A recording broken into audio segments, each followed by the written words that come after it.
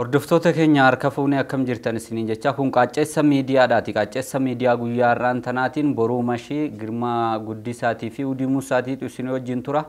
Kallattumaan ajandaa qaacceessa miidiyaatiif guyyaa har'aa qabannetti yeroo dabarru ammoo Girmaa Guddisaadhaa qaacceessa miidiyaa ka guyyaa har'aa tanaatiif ajandaa maal fa'aa qabattee jirti? Ajee galatoomuu egaa qaacceessa guyyaa har'aatiin manni maree bakka buutummoota guyyaa kaleessaa gahee idilee 36ffaa bara hojii sadaffaasaa gaggeessetti kan jiru. Yaa'ii isaa kanaan murtoowwan misooma irratti wal qabatan irratti murtoowwan maal irratti murteessaa jira? Misooma irratti qabxiilee akkamiitu kaa'anii sadarkaa biyyaalessaatti kan jedhu irratti xiyyeeffannee gadi fageenya irra taasifna. Okay, sibiraanoo maaltu jiru garuu?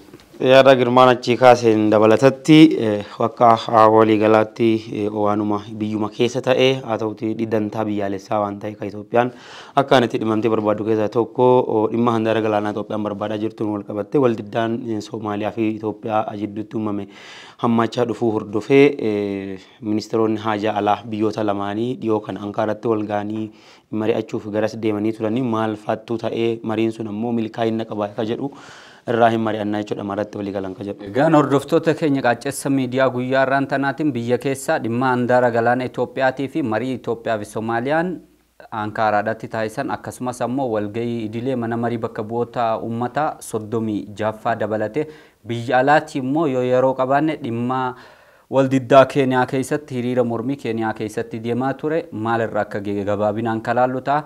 Kallattumaan gara ajandaa irraa qopheeffannetti gizee dabarru ammoo walgahiin idilee mana marii bakka bu'oota uummataa 36ffaan geggeeffameeti jira. Gaa'ii walgahii idilee 36ffaa geggeeffame kanarratti miseensota mana marii bakka bu'oota uummataatirraa gaafii fi yaanneenis akkuma dhiyaate muummicha ministeeraa irraa ammoo muummichi ministeeraa mana marii bakka bu'oota uummataatti argamuudhaan deebisaa itti kennanii turaniiti jiru.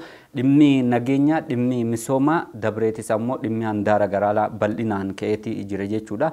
Dhimma handaara galaanaatirraa akka kaasnu yoo taate ammoo dhimmi Itoophiyaan yeroo dheeraadhaaf irratti dubbachaa turtee fi yaaddoo nageenya biyyoolessaatiillee ni ta'a. Qaxanaa gaanfa Afrikaa kana keessattillee rakkoon uuma jaamee shakkamaa ture. Dhimmi kun ammoo fedhiin Itoophiyaa muummichi ministeeraa handaara galaanaa argachuu qofa, karra galaanaa argachuu qofa. Kan ammoo kan mirkaneessinu karaa nagaatiin ijanii dubbatanii. Kanaaf ammoo gama Ankaaratti deemuun ministeerri dhimma alaa Itoophiyaatii fi ministeerri dhimma alaa Soomaaliyaadhaa waliin mari'ataniiti jiru. Dhimma kanarratti waa'ila keenyarraa jalqabnee boruu mashiidhaa mee dhimma kanarratti gabaabinaan mariin Ankaaraa maal fakkaata? Kaleessa ammoo yaanni muummichi ministeeraa addatti mana marii bakka bu'oota uummataa irratti dhimma kanarratti kaase maal fakkaata ka jedhu gabaabinaan kalaallu ta'e. Akkuma beekamu jijjiirraa bara haaraa warra faranjootaatti Jaanuwaariitti Itoophiyaan waliigaltee wal hubannaa Somaalilaand waliin gooteeti kasiin turte. Mariin waliigalteen wal hubannaa Itoophiyaan Somaalilaand waliin goote sun ammoo biyya ifi hin danda'in waliin kutaa qaama kiyyaa waliin gootan jechuudhaan Soomaaliyaan hedduu dheekkamuu bira dabartee biyyoota faallaa Itoophiyaa deeman keessaayyuu wantoota faayidaa biyyaalessa Itoophiyaa tuquu danda'an irra naannawaati kasiin turte. Hiyyaadhattu ta'e yeroo sanitti Ijiptii hoogganaan Ijiptii takkumaan kan isaan fiiganii Moqaadishoo qubatanii dabalataan Isaayyaasiin fiigee warri naannawa kana keessatti dhiibbaa uumuu danda'an hedduun isaanii ispeeshaalii Isaayyaas Afwerqii jechuun nama gara waggoota 30 oliif biyya san qophaa isaatti hooggane nama seera idil addunyaatiin buluu hin filanne keessaa nama tokko wali naannoo inni jirutti immoo walitti bu'iinsatu baay'ata. Hin yaadatu yennaa ta'e waan Huutii waliin wal qabatu Yemenitti waan ture wantoota biyyoota GCC kan ture waliin ture yaadatu yoo ta'e nama akkasii ture utaalanii yoo akka allaattiin fooleen beekte na horii qalan waan ta'eef akkasatti utaalee nama wanni godhu Isaayyaas Afwerqii jechuudha. Walitti bu'iinsa muddama cimaa dhalatee ture. Muddama cimaa dhalate saniin wal qabatee hanga muummichi ministeeraa pirezidaantiin Soomaaliyaa Itoophiyaa dhufanii gamtaa Afrikaa keessatti hin doorsifamnee maal taana jedhanii dhiisanii hojii marii dhiisanii deemanutti kan dhaqqabe. Kana wal qabatee muddamni gara gaafa Afrikaa kana dhalatee ture. Dippiloomaatonni akkanumaan lammoo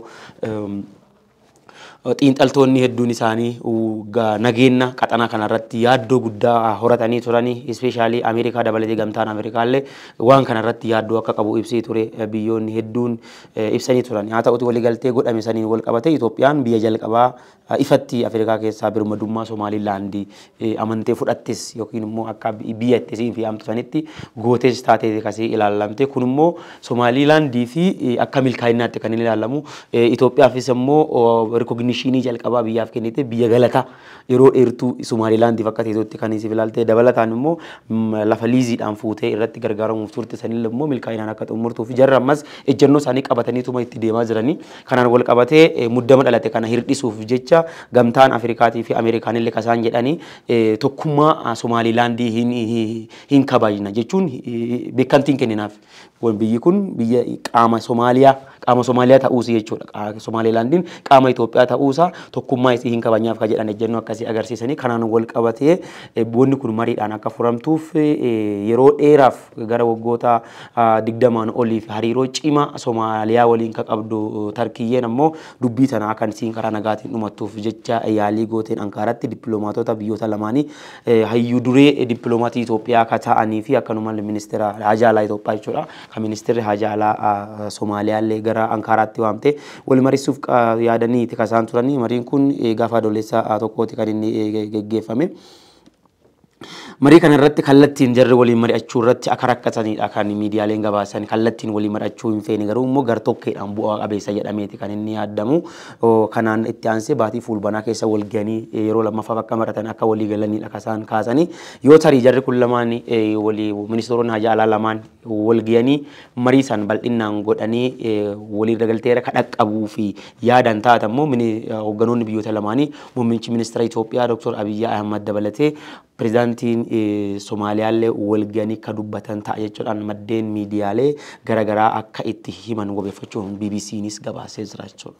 Egaan dhimmi hulaa galaana Itoophiyaadhaa kana yoo ta'e muummichi ministeeraa ammoo walgahii idilee mana marii bakka bu'oota uummataa 36ffaa sanarratti yaada kennaniin Itoophiyaan karra galaana argachuu ka barbaaddu karaa nagaatii fi nagaa qofaanii biyya ollaa isiidhaa taate tamii wajjin walitti bu'uun barbaaddu. Somaaliyaas yoo ta'e Somaalilaandis yoo ta'e gama walitti bu'iinsaatiin osoo hin ta'in biyyoonni qaxanaa gaanfa Afrikaa keessa jiru rakkoo isaanii fayyadamummaa waloo walii eeguudhaan furachuudha qabanii.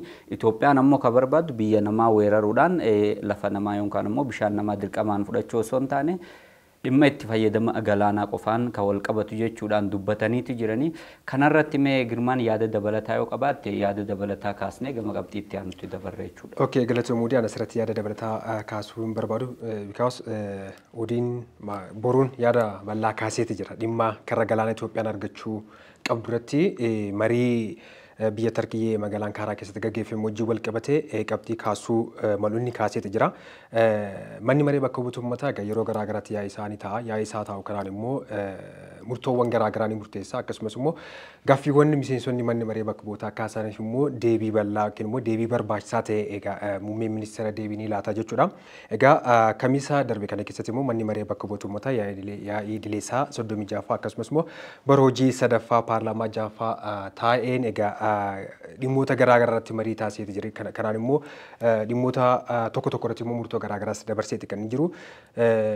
Egaa gaaffiiwwan mana maree bakka bu'oota uummataa kaan keessaa dhimmoota tokkoffaa dhimmoota misoomaati. Inni taane immoo dhimma nageenyaati. Akkasumas immoo dhimma qaala'insa jireenyaa biyyattii kana keessa jiru yeroo ammaa kana keessa rakkoo ta'e kuni irra jireessaan bal'ina irratti kan haasawamaa ture jechuudha. Inni kan biraan immoo sadarkaa biyyaatti immoo yeroo ammaa kana keessatti rakkoo guddaa ta'e kan mul'achaa jiru rakkoo hojii dhabdummaadha. Kanaanis egaa muummee ministeera deebii bal'aa ta'e kan isaan laataniiti kan isaan jiranii. Biyya kana keessatti hojii dhabdummaan haalaan rakkoo ta'ee jira. Dinagdee biyya kana keessatti hojii dhabummaan baay'ee rakkoo ta'ee jira. Haa ta'uti malee garuu mootummaan sadarkaa danda'ameen hojii bal'aa hojjechaa jiru yookiin immoo hojii barbaachisaa ta'e lammiileef hojjechaa jiruun hanga ammaatti fakkeenyaaf lammiilee miliyoona 3.9 saddeet ol kan ta'aniif asuma biyya Itoophiyaa kana keessatti carraan hojii isaaniif uumame akka jiru waggaa tokko keessatti hojiin isaaniif uumameeti kan isaan jiru. Pirojektiiwwan biyyoota garaagaraa keessatti hojjetamaa jiran yookiin immoo godinaalee garaagaraa keessatti hojjetamaa jiran akka magaalaa Finfinneetti immoo misoomni kooridarii kana hojii wal qabatee lammiileen hedduun isaanii gara hojii kanatti akka isaan bobba'an carraa uumneeti jira. Walumaa galatti biyya kana keessatti Itoophiyaa keessatti lammiilee miiliyoona 3.8 ol kan ta'aniif carraa hojii uumnee jirra jechuudhaan kan isaan himanii. Kunis gaafa immoo sadarkaa guddina biyyattii wajjin immoo gaafa wal bira qabne ilaallu haala baay'ina uummataa wajjin immoo wal bira qabne gaafa ilaallu immoo baay'ee xiqqaa akka ta'edha kan isaan kaasanii. Kanarratti immoo mootummaanis qaamni dhimmi ilaallatu asirratti cimee akka inni hojjetuu fi hojii dhugdummaan biyya kana keessatti sadarkaa ammaa irra jiru kanarraa gadi xiqqaatee akka inni gadi bu'uu fi namni hundi akka irratti hojjetu kan isaan irratti kaasan jechuudha. Gama biraatiin immoo lammiilee 332 ol kan ta'aniif immoo leenjiin seera qabeessa biyya kana keessatti kennamuudhaan dallaalonni osoo keessa hin galiin leenjii barbaachisu erga fudhatanii booda gara biyyoota alaatti deemanii eenyu biratti akka isaan qacaramanii jiran miindaan gamiitiin akka isaan qacaramanii jiran kan jedhu sun mootummaadhaan adda ba'ee ifa ba'ee lammiileen 332 ol kan ta'an gara biyya alaatti biyyoota garaagaraatti deemanii akka isaan carraa hojii akka isaan argatanii ofii isaanii jijjiiranii maatii isaanii jijjiiranii akkasumas immoo dinagdee biyya kanaa keessatti utubuu keessatti gahee mataa isaanii baatanii gama kanaan akka isaan hojjetanii jiranis ibsaniiti kan isaan jiranii. Inni kunillee sadarkaa jedhametti haa hojjetan malee ammas kun gahaa akka hin taanee fi bara dhufurraa kaasee kan immoo bajeta taanu keessatti immoo kana caala hojjechuun barbaachisaa akka ta'e kan isaan himaniiti kan isaan jiranii. Gama biraatiin immoo hojii uumuu keessatti dargaggootaaf akkasumas lammiilee biyyattii kana keessatti hojii uumuu keessatti immoo wanti adda ta'e kanaan duratti fakkeenyaa fi pirojektoonni garaagaraa biyya kana keessatti diizaan ta'anii lammiilee gara pirojektii kana keessatti bobbaasuudhaan hojii akka isaan hojjetan ni taasifama. Yookiin hojiin sun hojii humnaa ta'uu danda'a yookiin immoo hojii waajjiraalee garaagaraa keessatti taa'amee hojjetamu ta'uu mala jechuudha. Inni kan biraan immoo hojii dhaabbilee ejensiiwwan garaagaraa hojii walii galtee uumuudhaan namoonni biyya kana keessatti jiran gara biyya alaa deeman akka isaan hojjetan kan ta'u taasisuudhaan hojjechaa turaniiti jiranii. Mootummaan ummaarraa of mataa isaatii irratti xiyyeeffate lammiilee kana asumatti leenjisuudhaan gara biyyoota alaa akka isaan deemanii hojii hojjetan taasisaati kan jiru jechuudha. Wanti adda godhu immoo kan isaan addatti dubbatan immoo lammiilee 60,000 ol kan ta'an biyya kana keessatti barnoota yookiin immoo koodingii ICT barachuudhaan dhaabbilee fakkeenyaaf Ingiliz keessa ta'uu danda'a, dhaabbilee Hindiyaa keessatti ta'uu danda'a. Asumatti koodii yookiin immoo sirna koodingii siistamiitiin akka isaan hojii isaan akka hojjetan carraa uumneeti kan isaan jiran immoo siistamni kun immoo namoota hojii kana keessatti bobba'aniif dandeettii addaa kan gaafatudha. Leenjisaas addatti kan kennamudha. Kaffaltiin isaaniif kaffalu illee baay'ee guddaa akka ta'edha garuu lakkoofsaan xiqqaa akka ta'ee fi kana caalammoo hojjechuunis barbaachisaa akka ta'e irratti bal'aan kan isaan kaasaniiti kan jirani. Gama misooma biraatiin immoo haala ispeeshaalii magaalaa Finfinnee kana keessatti rakkoowwan jiran rakkoowwan mana jireenyaa, rakkoowwan geejjibaa akkasumas immoo rakkoowwan garaagaraa wajjin wal qabatee yaada guddaa kaasaniiti kan isaan jiranii. Rakkoowwan mana jireenyaa wajjin wal qabatan waan tokko hojjenneeti jirra kan isaan jiranii. Fakkeenyaaf namoota hiyyeessa ta'aniif namoota harka qalleeyyii ta'aniif immoo mana ijaaruudhaan akkasumas immoo kan isaan jalaa dulloome immoo bifa suuphuutiin manneen isaanii suuphuudhaan isaaniif kennaa turree jirra jechuudhaanis kan kaasaniiti jiranii. Irra jireessaan garuu qaala'insi jireenyaatiin irratti hojjechuun ni barbaachisa. Akkasumas immoo manneen jireenyaa hiyyeessaaf akkasumas immoo manneen jireenyaa lammiileef hojjechuun barbaachisaa ta'eetiin yeroo ammaatti immoo sadarkaa mootummaatti rakkisaa akka ta'ee fi qormaata guddaa akka ta'e sirna geejjibaati. Sirni geejjiba biyyattii kana keessatti jiru lakkoofsi uummataa baay'ee waan dabalaa jiruu fi kana xiqqeessuuf yookiin immoo kanarratti hojjechuuf baay'ee nu rakkisee jira jechuudhaan miseensota paarlaamaatiif yeroo isaan kaasanii jiru jechuudha. Sa'aatii 11 fi hanga sa'aatii 12tti yeroo gara hojiitti namoonni adeeman hiriirri baay'ee dheeraa akka ta'e egaa ija kiyyaan argitiin jira jechuudhaan kan isaan dubbatanii. Kanaanis immoo mootummaan koree qindeessuudhaan konkolaattonni mootummaadha. Akkaataa isaan uummata kana tajaajiluu danda'an irratti hanga muraasa hojjennee jirra. Isa kana immoo bal'isnee irratti hojjechuun ni barbaachisa. Kana malees magaalaa kana keessatti konkolaattonni hedduun socho'an kan nama dhuunfaati hedduun isaanii jechuudha. So namni hedduun hiriiree namni hedduun hojii deemuudhaaf hojii uummataaf barbaachisu hojii uummata kanaaf yookiin immoo biyya kanaaf hojjechuudhaaf wayitaa hiriira dheeraa irratti dhaabbatee jirutti namoonni dhuunfaan dudduubaan konkolaataan yookiin teessuun nama 4 baachuu osoo danda'u kophaa yeroo inni akkasitti adeemu kun akka qaaniitti kan isaan kaasanii jiran rakkoon qabu namoota hiriiran keessa nama 2 yoo fuudhee deeme inni sunis konkolaataan biratti akkaataa saniin namoonni osoo wal gargaaraa deemne hojiinis namni sunis hojii isaan barfatu hojiinis akkaatuma barbaachisaatiin hojii sun hojjetamuu danda'a kan jiru irratti kaasanitti kan jiran jechuudha. Inni kan biraan immoo qaala'insa jireenyaa wajjin wal qabate akkasumas immoo qaala'insa jireenyaatti deemna murtee misoomaatii fi dhimma garaagaraatiin rakkana yoo jette dhimma nageenyaa ilaallee ka qaala'insa jireenyaa gabaabinaan itti deebina. Egaan hordoftoota keenya manni marii bakka bu'oota uummataa walgahii idilee 36ffaa irratti dhimma misoomaatiin wal qabatee murtiiwwan garaagaraa kaasaniitti dabarseeti jira.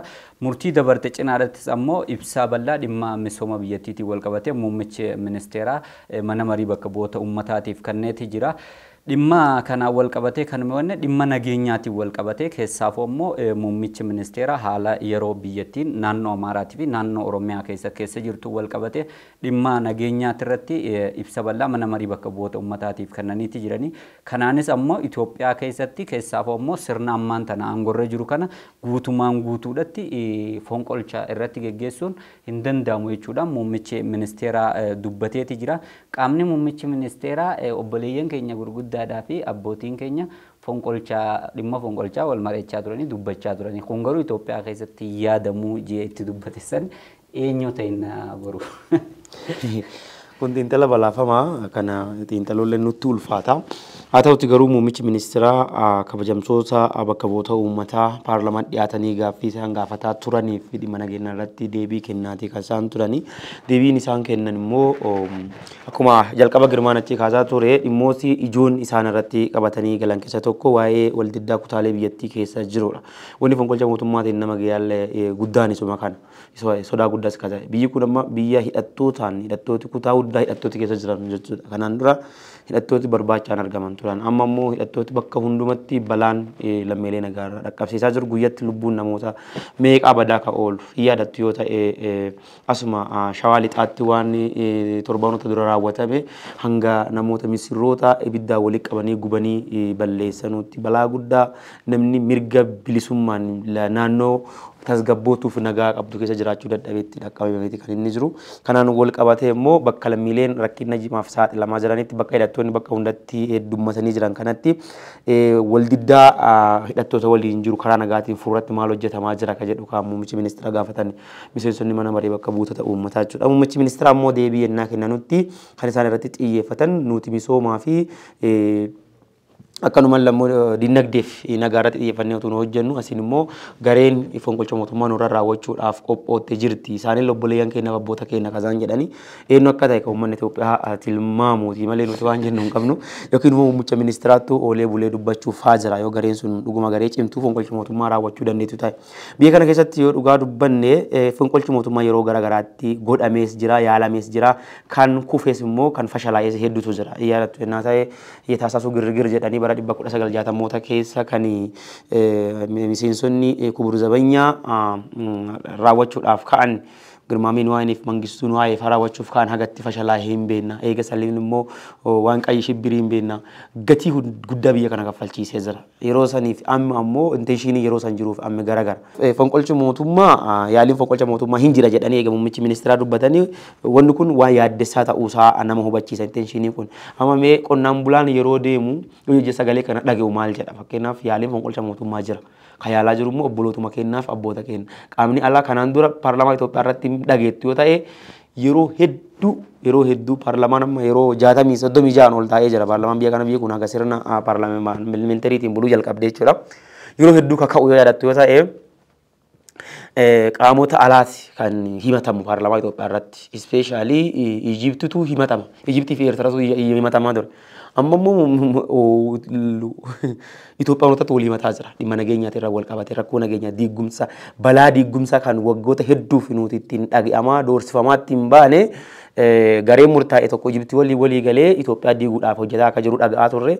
Deebinee ammoo lammaffaa gareen murtaa'e tokko warrummaan amma aangoo harka qabu warra akka Gimboota Sabaatti kunfa dabalatee waraana bilisummaa Oromoo kan jedhaman kan mootummaan Abaa Shaneedhu kana dabalatee Eertiraa waliin ta'anii Itoophiyaa irratti balaa diigumsa hojjetaa akka jiran paarlaamaa Itoophiyaa irra dhaga'aa turre ministeerota lamaan duraan turanirra.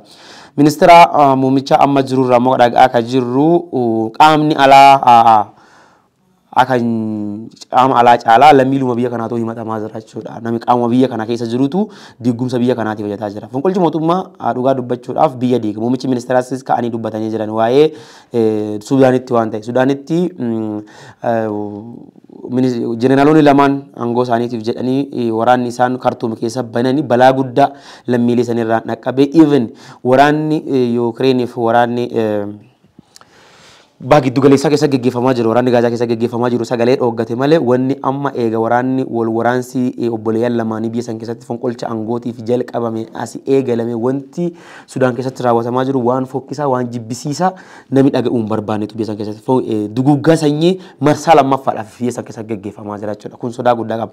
Biyyoota akkasiisan fakkeenya kaasnee fakkeenyaaf miilitarii juntaan biyyoota baha lixa Afrikaa keessatti waan inni godhe biyyoonni sun tasgabbii malee akka jiran fonqolchi mootummaa yeroo tokko yaadattu yoo ta'e warra buqqa'anii jiran irratti buqqa'iinsi yeroo lammaffaaf raawwata. Fakkeenyaaf lammiileen sababa waraanaan buqqa'anii bakka tokko qubatanii jiran bokkaan dhufee yookiin roobi dhufee yookiin qilleensi bubbeen balaan garaagaraa dhufee buqqa'iinsa kan biraa deebisee isaanirra raawwata bakka buqqa'anii jechuudha. Amma fakkeenyaaf Maalii yoo fudhatte miilitarii juntaan Maalii keessa jiru fonqolcha mootummaatiin gara aangoo dhufe fonqolchi mootummaa irra yaalamaa jira jedhee addunyaatti mata deebisee jechuudha.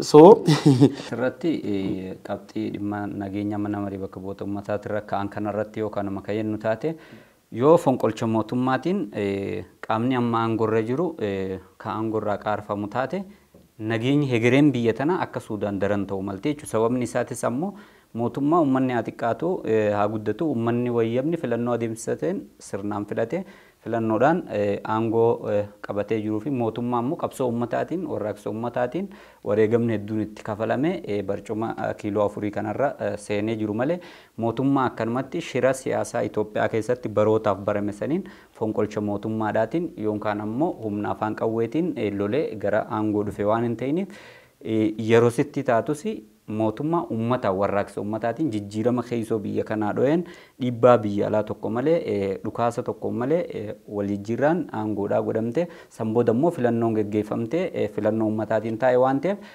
rakkoo guddaa geessisuu mala jechuudha. Qaamni fonqolcha mootummaatiin yaalaa jiru biyya ifiifuu hidhattee halkanii guyyaa lammiiwwan jiraachuu dadhabe keessatti qaama hegeree biyya kanaati yaaduu osoo hin ta'in qaama jiruu fi jireenya sabootaa fi sablammoota uummata biyya kanaa lammiiwwan biyya kanaati yaaduu osoo hin ta'in qaama diigumsa biyya kanaa irratti investi godhu jecha gama qabxii itti aanu qabxii itti aanu otoo dabalin dhiifama odee qabxii itti aanu otoo dabalin dura muummichi ministeera kanaan dura waa'ee aangoo isaaniitiin wal qabatu irratti waan isaan dubbataniitu jira. Nuti gaafa gara aangoo biyya tanaatti dhufnu gareen lolleetii miti akkuma tama jalqabde lollee miti kan dhufneedhaan fincila uummataatiin dhufne fincila hokkora uummataa hoggannee dhufneedha kan muummichi ministeera dubbatan paarlamaa sanaan qaraarratti. Kanaaf karaa kanaan nutti dhuftu taanaan jedha yeroo mormiin baay'ina dho'e san yaadatta yoo ta'e karaa kanaan dhuftu taanaan waan nuti itti beennu waan ta'eef iyyaalinaan milkooftaniidhanii jala sararanii himanii turan. Eegasan immoo karaa hokkora uummata sochoosuudhaan gara aangootti dhufuuf yaaliin godhamu gaaffiin karaa hokkora uummataatiin deebifamuuf dhufu hundi isaatu laamshaa dhufe biyya kana keessatti. Laamshaa dhufe arginee jira. Tootaalii sadarkaa itti baduu bira gahee lammi ammoo kan gaafa kaannisan lammiin biyya tana sadarkaa joonjaa itti jiraatu gula dhaqqabee jira. Amma dhakaa qolaansee yookiin immoo daandii cufee mootummaa Dr. Abiy Ahmed buusa jettee yaaduudhaaf ulfaataa akka ta'e mirkanaa'ee jira jechuudha. Mirkanaa'ee jira. Dabalataan immoo muummichi ministeera ammas maan jedhanii yoo fonqolcha uummataatiin mootummaatiin dhuftan taate milkaa'u hunni nuti ijaarree jiru loltooti nuti ijaarre loltoota fonqolchaan aangoorraa kaasuun danda'amuu miti loltoota jabaa ijaarree jira kana biyya kanaa eegu kan walabummaa fi birmadummaa nageenya biyya kanaa eeguu danda'u ijaarree jira taate karaa kanaanis yaalinaa jedhaniiru. Kanaafuu filannoon itti aanu sadaffaa maal ta'adha?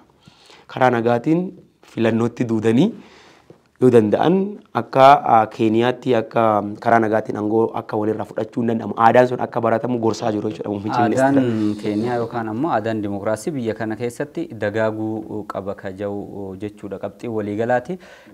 Yaaduma mana marii bakka bu'oota uummataa kanarratti dhimma nageenyaa irratti yoo yaada qabaatte gabaabinaan kaasiiti dhimma qaala'insa jireenyaati irratti fuulleeffattee ammoo qabxiiwwan ijoo mana marii bakka bu'oota uummataatirraa kaafamanii fi deebisaa muummichi ministeera addatti immoo qaala'insa jireenyaatiin wal qabate lammiiwwan biyya kana akkuma beekamu ibidda qaala'insa jireenyaa keessatti hundi keenya gubachuudha jirra dhimma kanaan wal qabatee furmaata jee yaada ibsa fi yaada akkasumas ammoo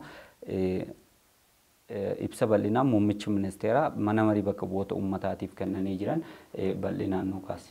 Hayyee galatoomii dhimma nageenyaa wajjin wal qabatee boroo waan baay'ee kaaseeti jira. Asirratti wanti an kaasuu barbaadu muummeen ministeera Abiy kaleessaa miseensota mana maree paarlaamaatiif yeroo isaan deebii laatanitti yookiin immoo gaaffiiwwan mana maree bakka bu'oota uummataatiif gaaffii kaaniif yeroo isaan deebii laatanii fakkeenyaaf biyya kana keessatti qaamoleen garaagaraa yookiin immoo qaamoleen socho'anis haa ta'anii qaamoleen gurmuu garaagaraa ijaaratanii sadarkaa nama dhuunfaatiin magaalaa kana keessatti haleellaa garaagaraa fudhatanii jiranii akkasumas immoo kan nama butanis ni jiranii kan nama ajjeesanis ni jiranii akkasumas immoo yakkawwan sukkanneessaa ta'an dhala namaa irratti kan raawwatan hedduu jiran jechuudha.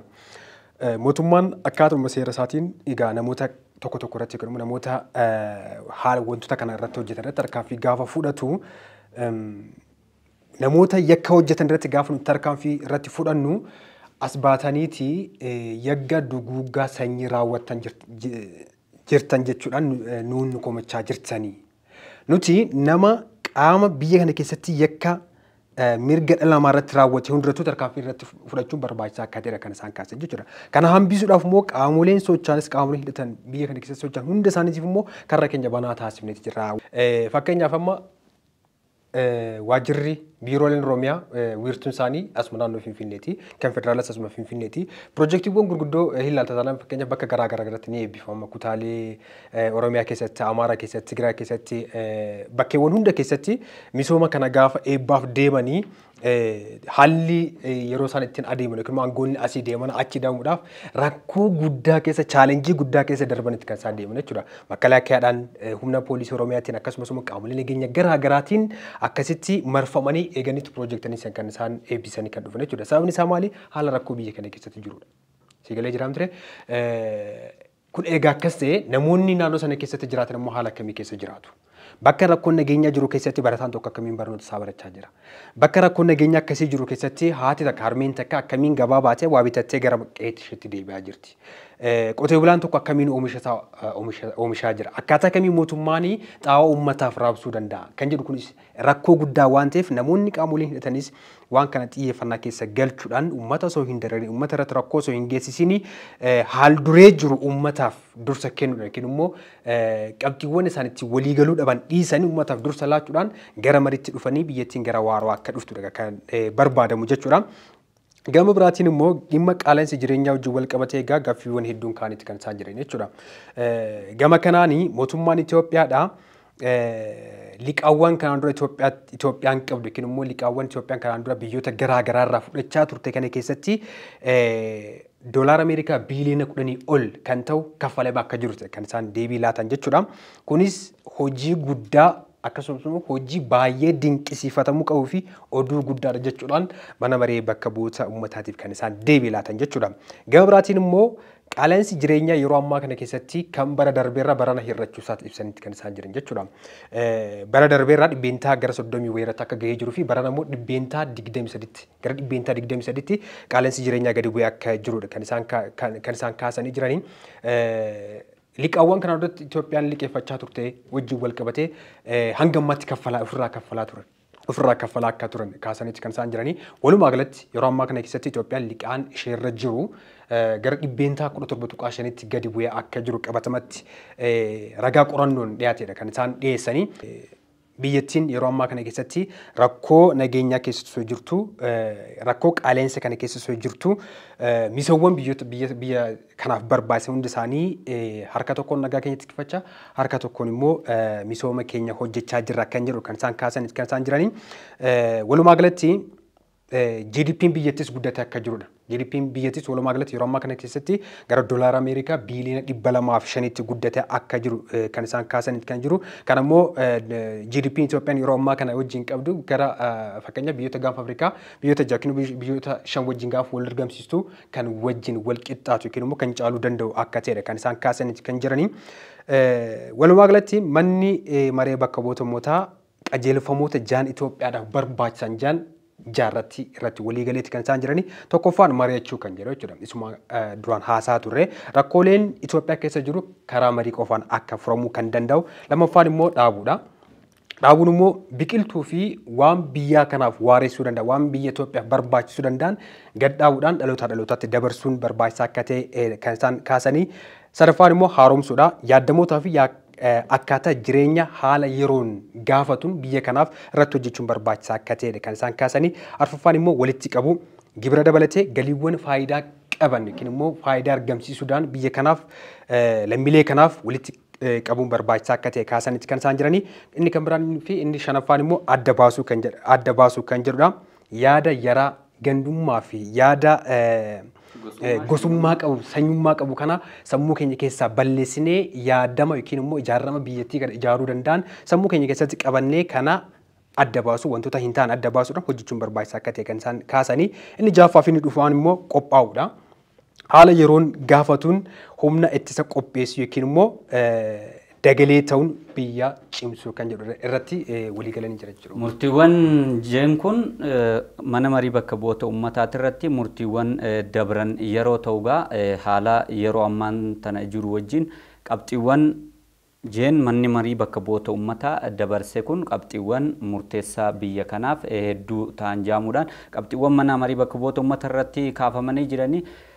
Kallattumaan gara qaala'insa jireenyaatiin wal qabatee rakkoo nageenya biyya ollaa Itoophiyaa Keeniyaa mudatetti yeroo dabarru immoo rakkoon nageenyaa akkaan hamaa taate biyya ollaa Itoophiyaa Keeniyaa mudatetti jirti. Naayiroobiin hiriira walitti dhaabbataa torbaanota dabran kanaaf keessummeessaa turteetti hiriira walitti dhaabbataa mudatee jiru kanaan ammoo guutumaan guututti rakkoon hamaan naannichatti mudachuudhaan lammiiwwan hedduunis lubbuu dhabaniiti jiran jechuudha. Egaan hordoftoota keenya dhimma hiriira mormii Keeniyaadhaatti mudatee kan ilaalchisuudhaan waa'illi keenya boruu mashiidha qabxiiwwan muraasa jee yeroo qabnu wajjin deemuudhaaf kallattiin gagoolamnu ta'a jechuudha. Hayyee oduu akkuma siyaasii kaachan Keeniyaan biyya ollaa Itoophiyaa rakkina raafuma siyaasa jabaa keessa seentee jirti. Wanni kun maalirraa ta'e ka jedhu egaa pirezidaantii Ruutoon gara aangootti dhufaniin as waggaa lamaan kana keessatti immoo waan takka seenuma Itoophiyaa keessattuu seenuma Keenyaa keessattuu waan takka raawwatamee hin beeknitu Wiiliyaam Ruutoo mudate kunillee maali murtoo labsii faayinaansii haaraa wixinee faayinaansii haarawaa mootummaan Ruutoo qabatee gadi fuulla'uuf jedhe kan manni maree bakka buutota uummataa mirkaneessee pirezidaantiin irratti mallatteessuudhaaf dhiyaate kan gibira argaawwan waan garaagaraa waan nyaataa irratti dabalatee gibira labsii daballii gibira haaraa ka'e hordofee dargaggoota Keeniyaa mootummaa Naayiroobii hedduu jeeqaniiti kan isaan jedhanii dargaggoonni hiriiraaf gadi ba'anii torbee tokko keessatti waan balaa guddattuu dhaqqabee namoonni gara 19 olii achirratti ajjeefamanii jiran kan pirezidaantiin biyyattii amanan jechuudha. Miidiyaaleen immoo namoonni ajjeefaman 20 caalanii jiran kan jedhuun kan isaan gabaasanii eega balaan kun hundi dhaqqabeen duuba pirezidaantii Ruutoon jalqaba murtii sana akka ejjennoon itti deeman dubbachaa turan garuu ammoo mormiin guyyaa tokkotti dhufee waajjira paarlamaa jeequmsa guddaatti kaasee garifaaseen duuba galgala lafaa utaalee Ruutoon ibsa kenneeni waraqaa sana mallatteessuu dargaggoota kiyanarraa gala dargaggootatti namana dargaggooti humna dargaggoota namana hidhee ofirraa galchuuf yaalanii turanii haa ta'uutii garuu lammiileen biyyattii itti fufanii kan mormii geggeessan baay'ee atoo dubbannoo ifattoonni beekamu qabu gaafa Ruutoon gara aangootti dhufu liqaan guutuu biyyattii irra jiru naannoo biiliyeena 61 ture. Kaayyoowwan ijoo inni qabatee yeroo duula filannoo godhaa turanitti fi morkataa isaanii Raahilaa Odingaa waliin yeroo harka kokkee wal qaban sanitti waadaan irra deddeebiidhaan pirezidaantii Ruutoon galaa turan liqaa biyyattii irra jiru kan akka hirdhisuudha. Kan muummichi ministeeraa Dr. Abiyyi Ahmed fa'aa hirdhisan kana hin hirdhisna jedhanii kan isaan waadaa galanii dhufan jalqaba irratti. Haa ta'uuti garuu isaan gara aangootti dhufanii garaagarummaa waggaa lama keessatti liqaan kun gara biiliyeena 80tti ol guddateeti kan inni jiru. Pirezidaantii Ruutoon qofti dhaabbata maallaqa fandii addunyaatti gara biiliyeena 16 kallattiidhaan liqeeffatee jira jechuudha. Gara aangootti dhufanii jechuudha. Isaaniif mirkanaa'ee jira jechuudha. Pirezidaantii Ruutoon amma hoogganaa gaafa Afrikaa keessatti imaammata Ameerikaatiin filataman ta'anii torbee garaagarummaa torbee tokkoof lamaan caalee keessatti hokkora uummataatti hokkora uummata dhalate kan ammoo ofirra tasgabbeessuuf karaa nagaatiin pirezidaantiin isaanii kan warra yeroo dheeraaf aangoorra ture Uhuru Kenyaattaan jechuudha akka gorsaatti yaada kennanii fi turan miidiyaa irratti dhiyaatanii uummanni dhageessifatamuu qaba sagaleen uummataa kabajamuu qaba jedhanii ture akkuma isaan jedhan pirezidaantii Ruutoonis sagalee uummataa san kabajanii mormii kan ofirraa kaasanii turan haa ta'uuti garuu lammiileen biyyatti qaala'insi jiruu isaa miidhee waggaa tokko dura hibrii qawwee waan akka saafaa waan meeshaalee nyaatatti tolfatan kana guuratanii wabitanni nyaachuu dadhabne jedhanii gadi baaniitti iyyanii turanii lammaffaa immoo deebi'anii eega kun ka'een duubarratti immallatteessu egaa pirezidaantii Ruutoon jedhaniin duubarra ammallee irra deebiidhaan uummanni mormiin uummata guutuu dabalate biyyattii keessatti ka'uu hordofee irra deebiidhaan garaagarummaa torbee tokko adoon guutiin keessatti pirezidaantii Ruutoon yeroo lama yaada jijjiiree jira jechuudha. Yaani inni tokkoffaan labsiin wixinee labsii sun akka mallatteessine murteessee jira. Lammaffaa immoo dabalii mindaa paarlaamaa biyyattiitii fi miseensota paarlaamaa biyyattiif yaadee tures haqee jira jechuudha. Sadaffaa irratti immoo maaltu deema kan jedhu uummanni ammas manatti hin gallee mormii isaanii itti fanii jiran. Qaala'insi jiru nu burkuteessee jira. Asirratti aansine immoo waan biraa godhuu hin dandeenyu jedhan dargaggoonni Keeniyaa. Wanni kun gaafa Afrikaa keessatti yeroo baay'ee morning election Keeniyaan jeequmsi isii baratamaadha. Morning election barii yookiin akkuma filannoon gaggeeffamee ka'een jeequmsi daratamaa ture. Kabaranaa fiifuu hin taane ture haga xiqqaa live yeroo katamsaas kallattii turetti jeequmsi ka'ee ture yeroo Raila Odingaa fi pirezidaantii Ruutoon qabxii dhiphaadhaan baay'ee kasaan wal morkataa turanii yeroo sanitti karaa turetti poolisoonni kaballaa dhiitichaan lammiileen naqanii ari'anii wanni sun tasgabboofteetti san duuba sagaleen himamee pirezidaantii Ruutoon injifachuu isaa akka qulqullaa'ee jechuudha. Amma immoo waggaa tokko keessatti qaala'insi jiruu nutti cime jedhanii lammiileen biyyattii mormii itti ba'an deebisanii ammoo gibira lammaffaan fudhannuudhaan sadaffaarra mindaa miseensota paarlaamaa hir'isee jedhanii afuraffaarratti maal jechuu danda'u jedhus gaaffii guddaadha. Pirezidaantii Ruutoodhaaf mormiin hawaasaa ka'e amma barcuma siyaasa isaaniis yaaddootti uumee jiraachuu ni danda'ama. Egaan akkuma boruun asii kaasee hiriira mormiidhaa Keeniyaa keessatti deemaa jiruun Naayiroobiin muddamaamaa keessa jirti. Kanaanis lakkoofsi lammiiwwan ajjeefaman jaamee gabaafamaa jiru gara 39 guddatee jira. Kana maleedhas ammoo hiriirtonni gaaffii gaafachaa jiran guyyumaan guyyatti fooyyessaa dhufuun hanga miindaan mana marii bakka bu'ootaa akka hin dabalamne godhuu fi miindaan hojjettoota akka hin dabalamne godhutti sanirra dabree ammoo gara pirezidaantiin Wiiliyaam Ruutoodha akka aangoo gadhiisu gaafachuuttis hiriira deemee jiru jechuudha. Egaan hordoftoota keenya yeroo qabnu wajjin deemuudhaaf yaada keenya kanumaan goolabne jirra. Qophii qaceessa miidiyaa kan isinii dhiyeessaa ture Uudii Muusaa Boruu Mashiitii fi Girmaa Guddisaati. Torbaan gaarii isiniif haa ta'u yeroo gaarii qabaadhaa.